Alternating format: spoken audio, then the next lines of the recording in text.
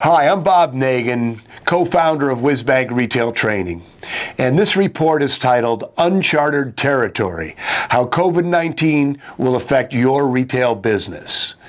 This is a WhizBang Retail Training guide to preparing your store for the global spread of the coronavirus. Now, I don't know what the future is going to hold. I doubt you know what the future is going to hold. Even the experts don't know what the future holds. Here is what one expert said, though. Dr. Nancy Messonnier from the Center for Disease Control here in the United States of America has said this.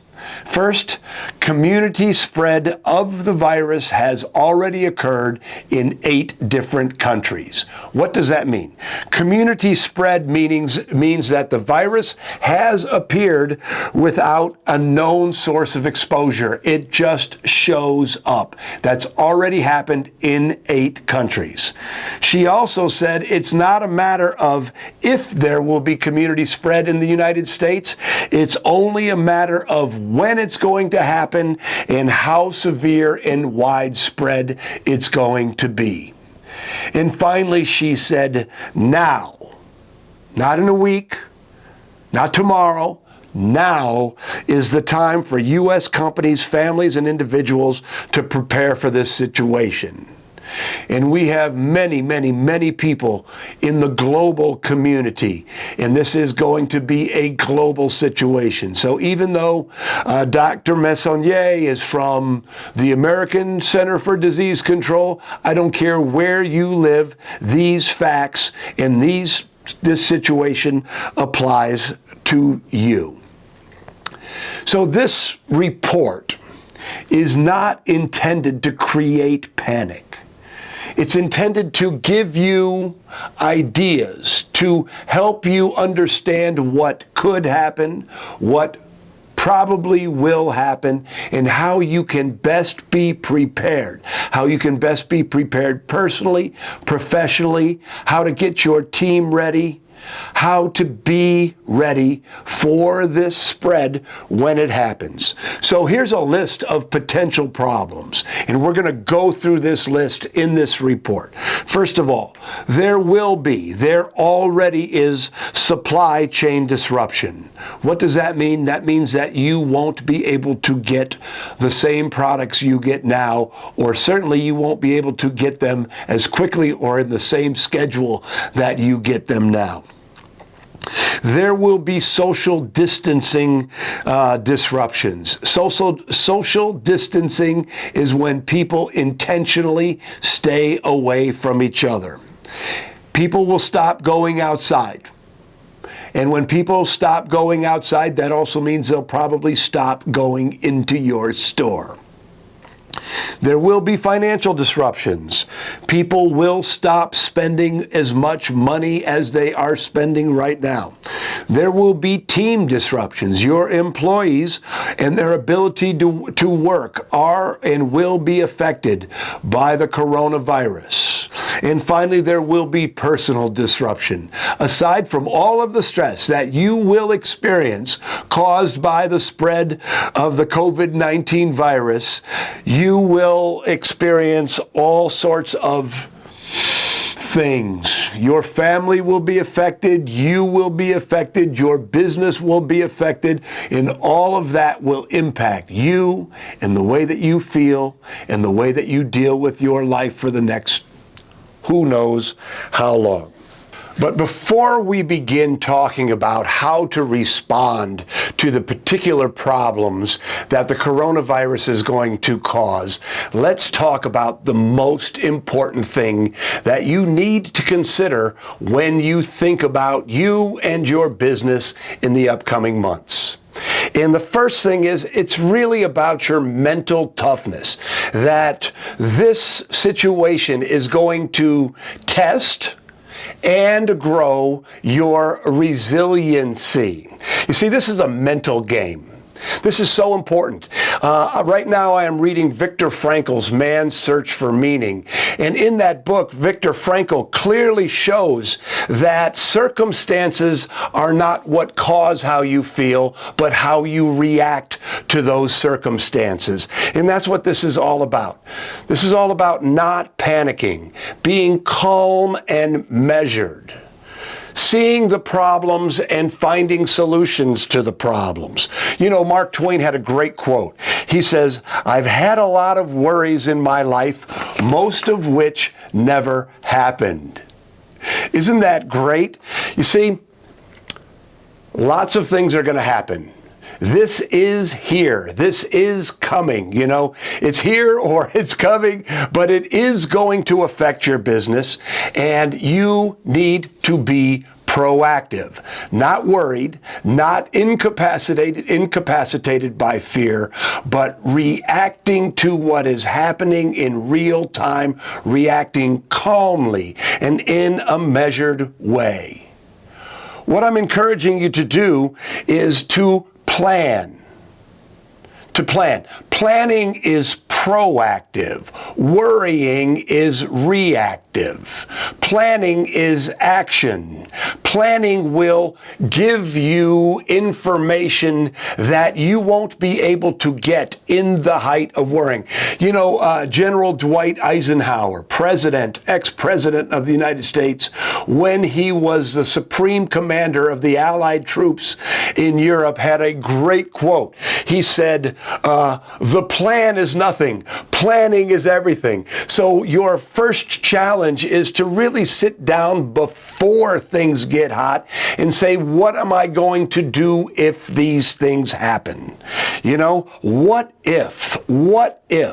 Think about it before it happens, and you'll be much better able to deal with it when it happens. So let's talk about supply chain disruption. What could happen because of supply chain disruption? First of all, there could be long lag times and inconsistent delivery. The vendors that you may be used to getting something, within a day or two, now have the same problems that you have. There is a supply chain problem. They're not getting their goods on the same schedule as they're used to. They can't deliver to you. So long lag times and inconsistent delivery. Sometimes you may not be able to get any products at all from certain vendors. If they run out of goods, they can't sell it to you. It's not malice on their part. They just can't sell it to you. And let's just recognize this. Even if the virus were contained today, even if everyone in China went back to work today, there would still be supply chain disruption. The factories have been out of work long enough. Our global economy is connected enough. Sometimes the raw goods are manufactured in one country, they're assembled in a third country, they're packaged in a fourth country, they're shipped to America by a fifth country. So this whole global supply chain has already been disrupted. So even if things get better tomorrow, there will be disruptions, and you need to understand that, and you need to be proactive about solving problems. So how do you do that? First of all, you can find local merchandise sources. I think you would be surprised at how many people in your community, in your state, in your region, in your province are making things. You don't know about them. Why don't you know about them? Because you're used to buying from a discrete set of vendors. Find new vendors. Local vendors that aren't dependent on the supply chain. Also, be a merchandise scavenger. What do I mean by that? I mean, partner with your vendors. Your vendors are on your team, and you need to work with them. What overstocks are they experiencing? What problems are they experiencing? How can you help them solve their problems while you're solving your problems at the same time? Talk to people in your industry. Where are they finding goods? Talk to your vendors. Again, make them your partner. How can they help help you get goods into your store. Another thing that you can do is expand your mix. What do I mean by that? I mean, start thinking outside of the box of the merchandise that you already sell and think about things that you can sell. I was having a conversation with somebody recently and they said, every store should sell toilet paper. And while I think that that's a bit far-fetched, it's not that far-fetched. If you have a source for toilet paper, everyone's going to need toilet paper. And I'm just using that as sort of a far-fetched example, but ask yourself, what can I sell? You have a store, you have space, you have a customer base. What are your customers looking for? These are going to be interesting times, and it may become time for you to have an interesting merchandise mix. Another idea is to add or expand services. This idea came from Danielle Fritz, one of our WhizBang certified retail coaches. And Danielle's family was in the jewelry business. And they still do an enormous amount of jewelry repair. And what Danielle shared with us is when times were tough, when there was a recession, their jewelry business went down, but their jewelry repair business rose dramatically. And with supply chain disruption, when people are finding it hard to find new goods, they are going to be forced to repair the goods that they already have. So expanding into services is something else that you can do. This may sound a little far-fetched, but think about it. Create your own merchandise. Find a way to build things that you can sell. Find a way to package things that you already have that you can sell. All of this boils down to this essential truth that these are going to be interesting times. And the most creative people are the people who are going to come through these interesting times the most successfully. Listen, we're entrepreneurs. What do? We figure shit out. And supply chain disruption it is already happening. It is only going to get worse. It's your job not to put your head in the sand and go, woe is me, or look up in the sky and say, Chicken Little, the sky is falling. Your job is to figure things out. By the way, I have confidence in you. You can figure this out. Another thing that's going to happen is social distancing disruption. And what is social distancing? It is when people stay away from each other for fear of contracting the virus. So what could happen? So people will be staying out of crowds and public places. People will be sheltering in place. And what do I mean by sheltering in place?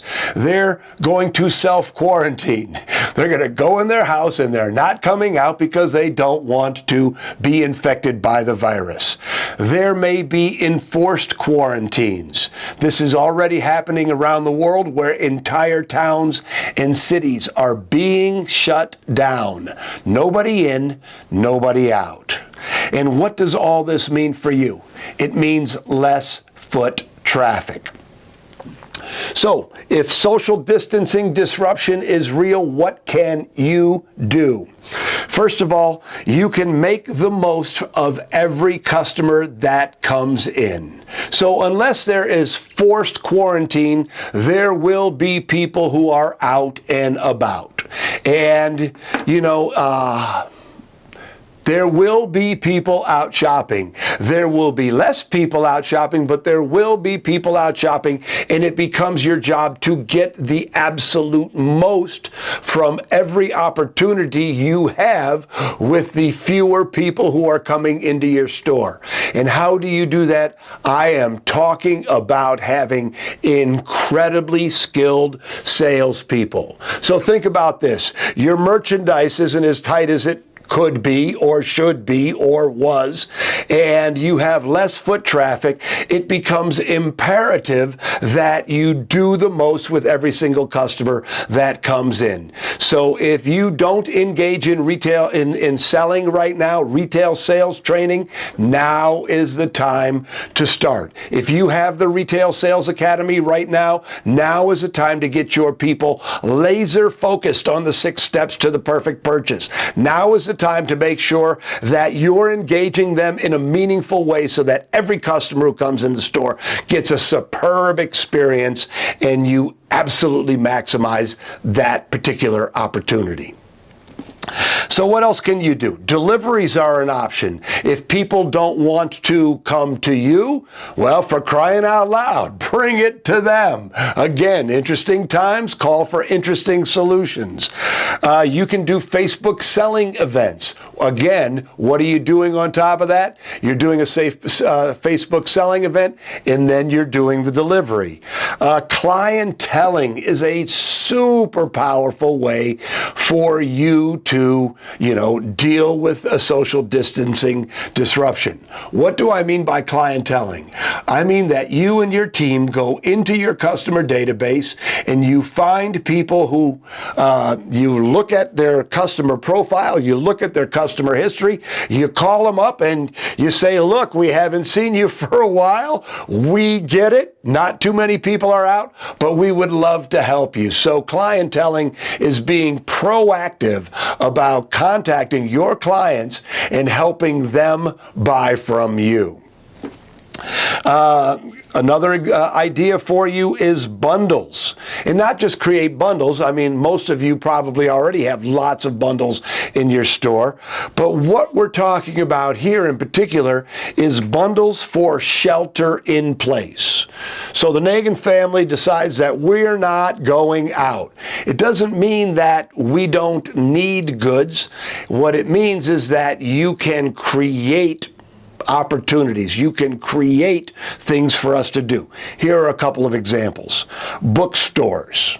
Bookstores can create bundles for mystery lovers. Bookstores can create bundles for children. Bookstores can create bundles for historical fiction. So create bundles of 5, 10, 20 books, whatever you feel works.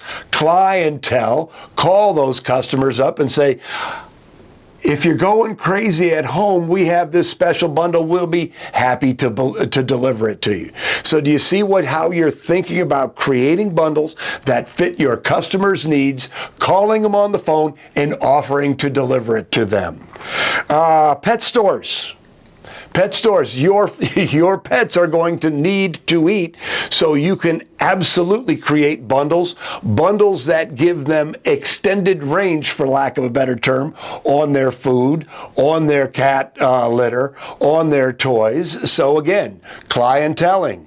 This is my special thing. You can buy 3 bags of dog food today with these treats for this price. And by the way, we'll deliver them or you can pick up. But again, we're creating bundles that allow them to buy for the circumstances that they're finding themselves in. Toy stores. A perfect bundle for a toy store would be games and puzzles. If families are staying home, they're probably starting to drive each other crazy, and you can help them out by creating bundles of games and puzzles for them. So another idea for you here is to create a place for community and social interaction. There will be anxiety around this as the virus spreads. How severe it's going to be, whether there's going to be forced quarantine, we don't know. But there's going to be anxiety around this, and this is one of your opportunities to really shine as a retailer, a brick and mortar retailer, an independent retailer.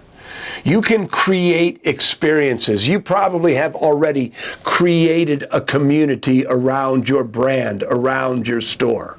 Can you throw virtual parties? Can you create fun events? Can you create a way that allows a vehicle for them to escape from the anxiety for a while, to show them some love, to show them a good time, and perhaps sell some stuff at the same time. This is what I'm talking about when I'm talking about be creative. Be creative. Social disruption is a very real possibility, probably a probability, and you just need to be creative. Take some of the ideas that I just shared with you. Use them in your store. Don't be a victim. Be proactive. The next thing, financial disruptions. What could happen? What financial disruptions could happen? Well, already we're starting to see layoffs that are a result of the breakdown of the global supply chain. So people are going to get laid off from work. There will be less work. The global disruption, or the disruption of the global supply chain, is already creating a general economic downturn. What does that mean? It means that people are not as willing to spend money. So what does people not spending money mean for you? It means lower sales. So what can you do?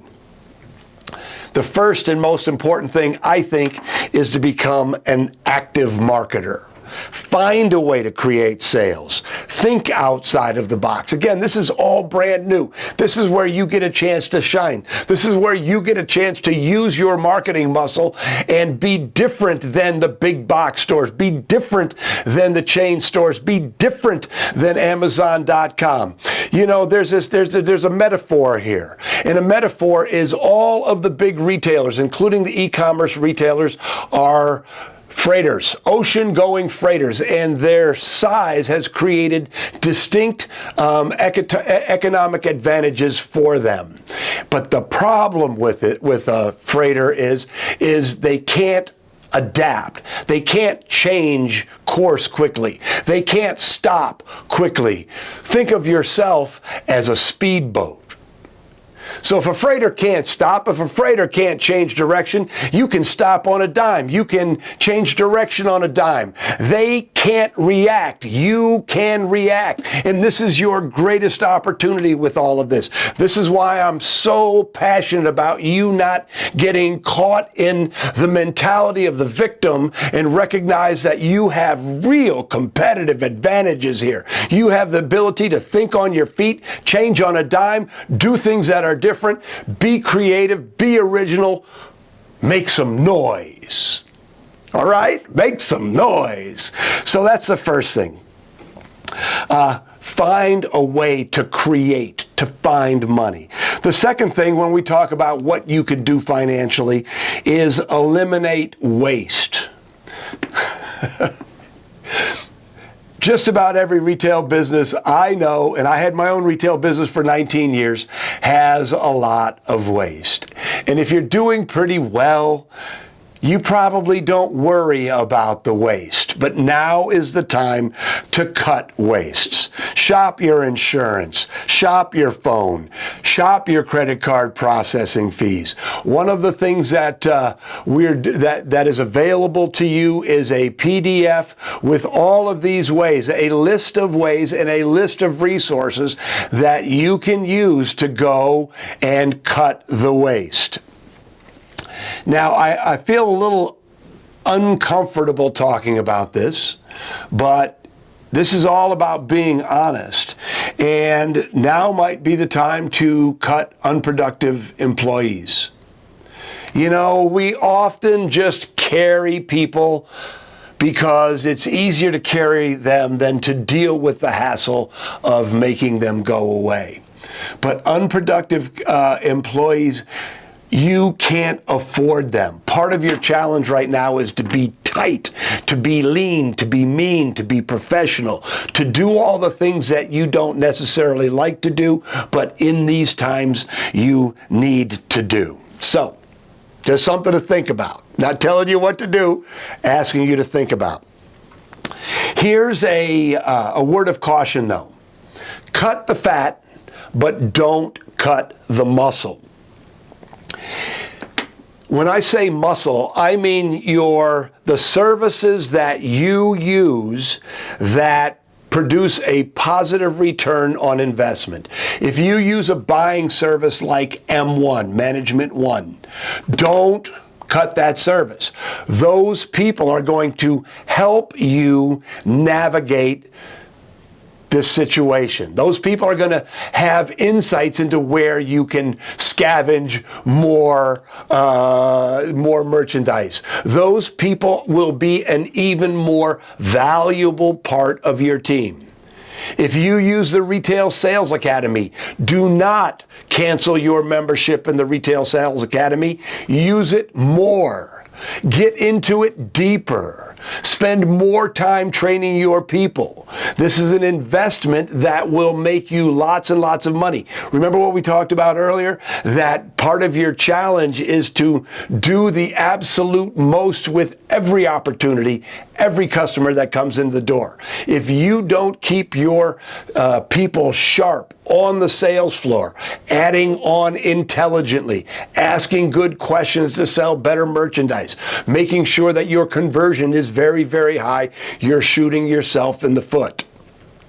If you use Crystal Vilkaitis, social to sales service, again, if it has a positive return for you, and my guess is it does, don't cancel it. You see, there's going to be a huge segment of the retail community that are going to stop doing all of these things out of fear. And when you continue to use your investments wisely, you will have another opportunity to stand out from the crowd as this all starts to shake out. And in the case of financial disruption, you might also want to consider your capital improvements. You know, if you're thinking about buying a new point of sale system or, recarpeting your store, new flooring or something like that, this might be a good time to hold off for a little while. Not saying you should hold off forever, but when times are dicey, it's important to recognize that cash is king. In holding on to your cash, it's a precious resource. Pay attention to it. You might also want to consider renegotiating your loans with your banks. Again, just to give you some comfort and give you some cushion in the case of, because there's so much uncertainty out there. Let's talk about team disruption. So what could happen to your employees, to your team members? Well, schools could close. And when schools close, if your employees have children who are of school age, they might have to stay home with them. Your team members could choose not to come in. They just make the choice that I would rather stay home and not make the money, not help you in the store, than expose themselves to the virus.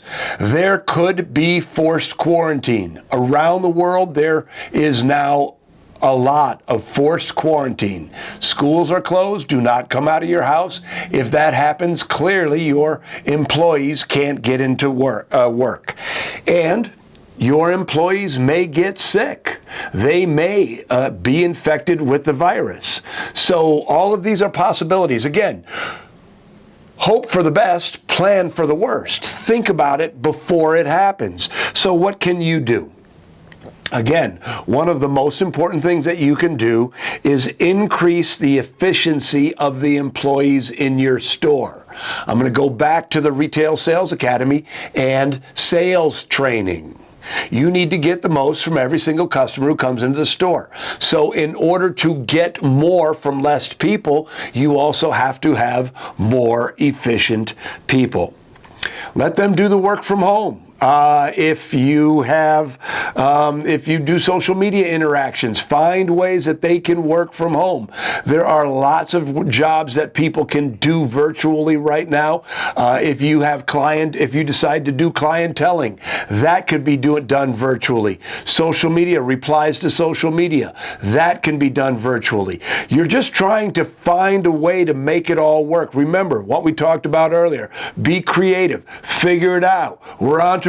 We figure shit out. You're going to have some disruptions on your team. Figure it out. You got this. You got this. You got this. This is, again, something that's a little uncomfortable to talk about, but must be talked about. You should decide if, when, how long, how long are you going to hold on to people? If this thing drags on, how long are you going to hold on to people? And clearly, if you're a great employer, your object, your goal is to hang on to people forever, to make it through this this crisis or this situation as intact as possible. But again, think about it beforehand. Don't react to it in real time. Have some thoughtful internal conversations around it so that you don't have to panic. And this sort of ties into something that's really important here also. This is why it's so important that you build a culture of trust and support. I'm going to jump off my script here for a moment and share with you that I have lived through 3 separate recessions or major economic events in my 19 years in retail and my 20 years here at WhizBang Retail Training. I've almost gone broke a couple of times, and here's what I know. I know that every time you go through a tough time, you get better, you get smarter. The people who stick with you and you stick with them get better, get smarter. You as a team get tighter, more resilient. You as a business are better equipped to tackle the future. So, as this happens, this is an opportunity for you to really, really, really do great things with your team. Make sure that you're supporting them, because when you support them, they will support you. Susan and I have come up with this concept called ADD, and I think that it's so important that you know about ADD. And no, I'm not talking about attention deficit disorder. What I'm talking about is a framework that we created to help your team help you. And ADD is an acronym for ask, discuss, and decide. See, there's this operating principle that if you allow them to help you plan the fight, they won't fight the plan. And if you ask them for their opinions, if you ask them for help with the problems that are inevitably going to arise through this situation, that they're going to be invested in the solutions that you come up with together. So when I say ask, discuss, decide, let's just use an example. Traffic is down. Now, you can spend your nights worrying about it. You can think that it's on your shoulders to figure it out, or you can ask your team. Foot traffic is way down. What can we do to generate traffic? And then you discuss it. And typically discussing has a time element. Let's discuss it for 3 days. Let's just get into this problem for 3 days. And then so for 3 days, you lead the conversation. You talk about it. You brainstorm. You allow them to help you find a solution to the problem of low foot traffic. And then after 3 days, or whatever the time frame is, you decide.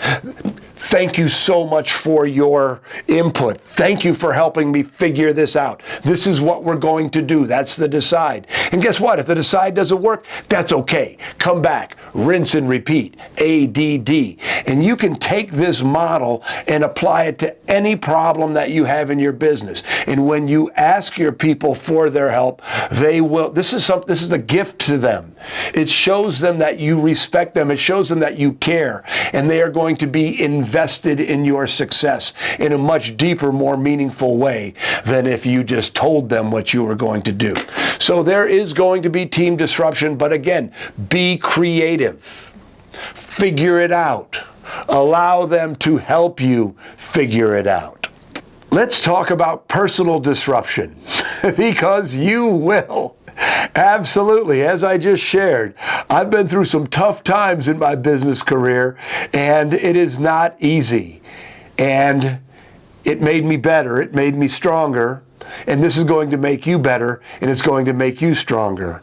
But what could happen? What could happen? First of all, you or your family could get sick. Absolutely, that is a very real possibility. You could run out of food, supplies, or necessities. You could be under forced quarantine. All of these things are possibilities.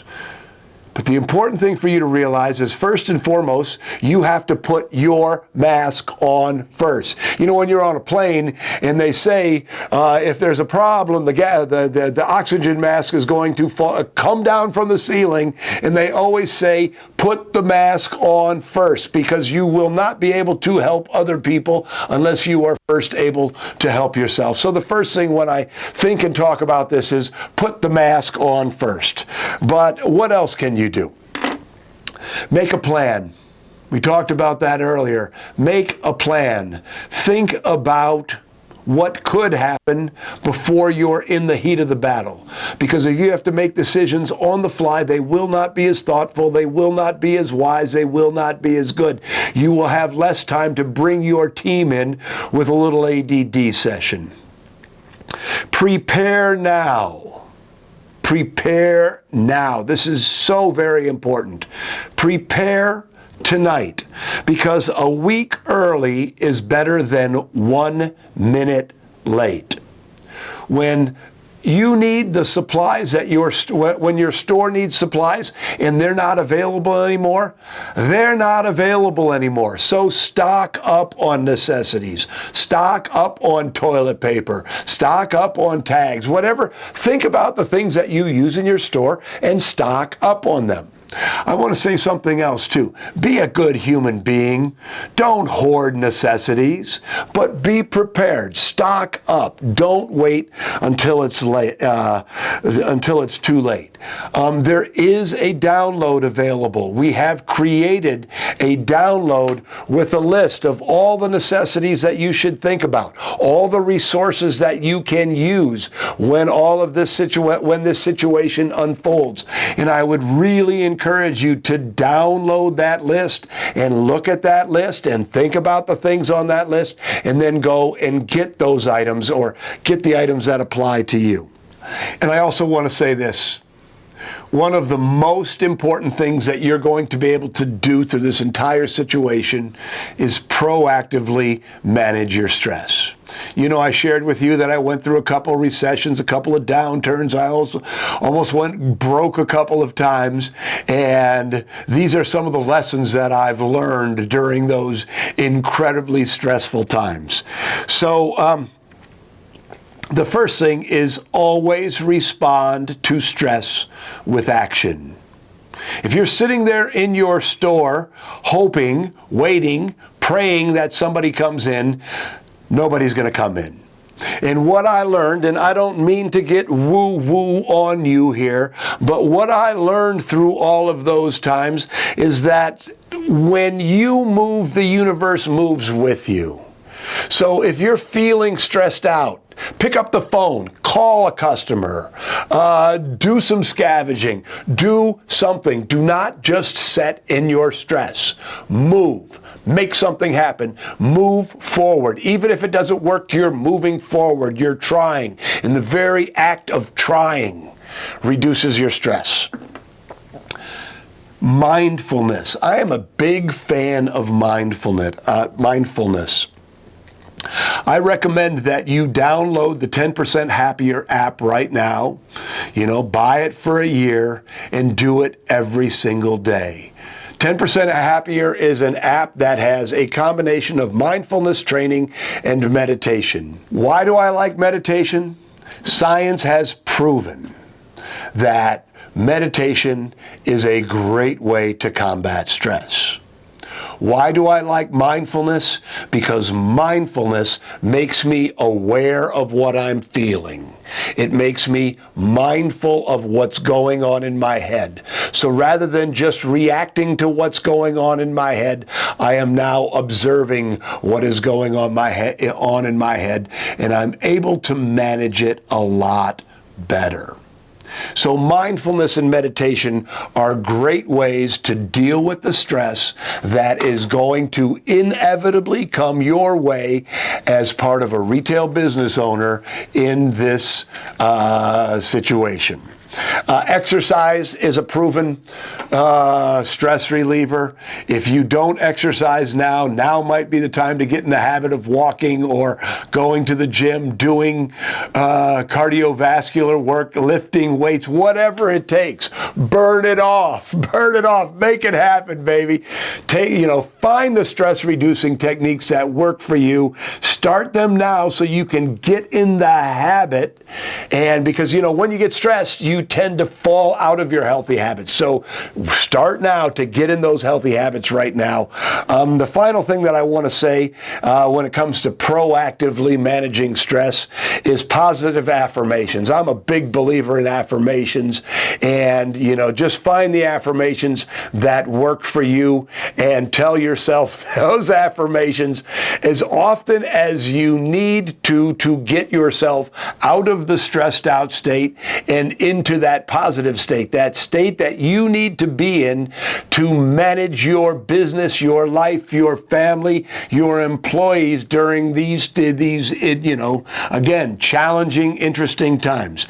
Here's a couple of affirmations for you. I got this. So whenever you feel stressed out, I got this. I got this. Or if you start feeling overwhelmed, I can handle this. Now, do you notice that when I'm doing the affirmations, I'm not saying, I got this, I can handle this. No, you put some emotion in. I got this.